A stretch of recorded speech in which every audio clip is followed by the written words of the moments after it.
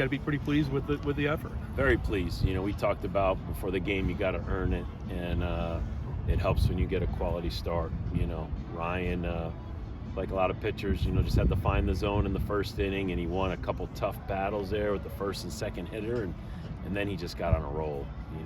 And I felt like he was going to be aggressive in the zone, and you should play good defense behind anybody, but especially a guy like that, working fast, and the defense is on their toes. And so it was fitting that Eddie makes that nice catch to end the game, because it was a complete game, on the mound defensively, and then, the home run was definitely our friend today.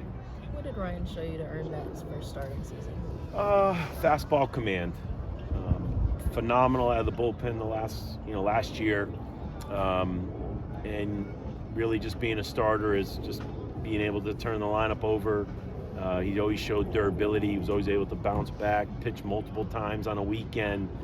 So I know for he and Coach Williams, it was just, let's clean up the secondary pitch and the third pitch, and let's try to increase his chances of turning over lineups. So good start for him, no doubt. You got some production from some of the vets in the lineup, and some of the new faces, McCoy, King, really came through at the plate today for you guys. They did.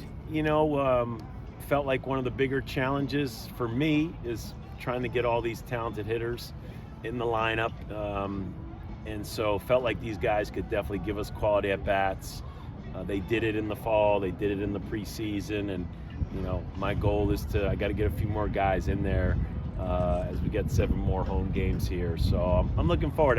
I got to make sure these guys know we trust them. I mean, we trust these guys, and don't want them to press, don't want them to get too high when they're having success, and definitely don't get too low if you struggle, because it's baseball. Some guys are going to get off to slow starts. It's just part of it. Dick, you talk a little bit about McCoy and what he brings at the plate and also over at first.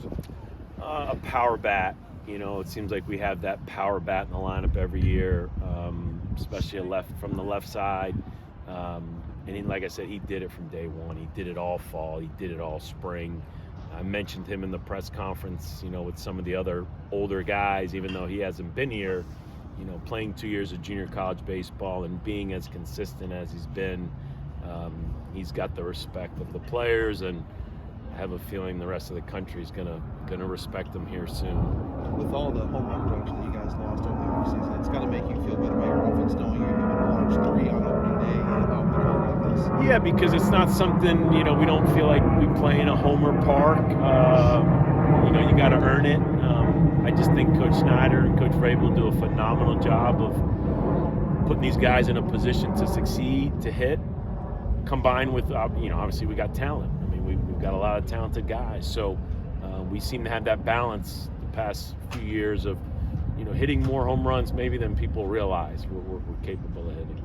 Tyler Hawkins is the guy that you mentioned. You'd like to see him start producing.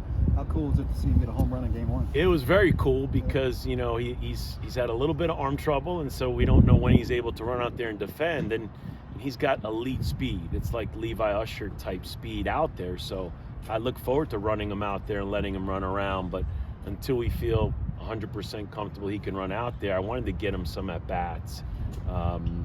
And so it was nice that, again, in his second at-bat, both he and Willie Cook, we get 2 hits out of the DH hole and a walk. So, again, just quality at-bats really up and down the lineup. Yeah, with, first game of the season and the talent you guys have, is this the kind of offensive production that you would kind of expect coming out of the gate? I mean, we feel like we're going to be offensive, but you respect the game. They're running out some older pitchers this weekend. That second guy, he cut us up, had our number there, for 2 or 3 innings, and you got to be able to win games always, and you're not always going to be able to hit the home run and score many runs. But we feel like we're capable of doing that, but we're going to have to obviously win some low-scoring games as well. Talking about Ryan Hawks earning that Friday starter, what was it that you saw out of Brandon Anderson to earn that starting spot over at the hot corner? Very consistent, just defensively. I tell these guys all the time, the bats can get you in the lineup, the defense gets you on the field. And so, the challenge is you only have 1 DH. And so I got 2 guys, 4 at-bats in the DH spot today. But to get on the field, you have to defend. And he earned that right. But there's other guys that have played well, like I said, that I'll also run out there this weekend, and because they've also shown that they're able, to play some defense. Was the plan always to go Webster, Galvan at the, after Ryan? I don't know always. I'm sure when you talk to Coach Williams, a pitching coach has all these different scenarios based on what the score is. Like I keep talking about the hitters, in talking to Coach Williams, he feels similar with the pitching staff. I mean, there's 3 or 4 righties that have the ability to do what we feel Galvan's able to do, and there's some lefties as well. Tate's not going to pitch this weekend, but you saw Webster, West was down there, Ferrone's down there. So we got options, and that's good to have.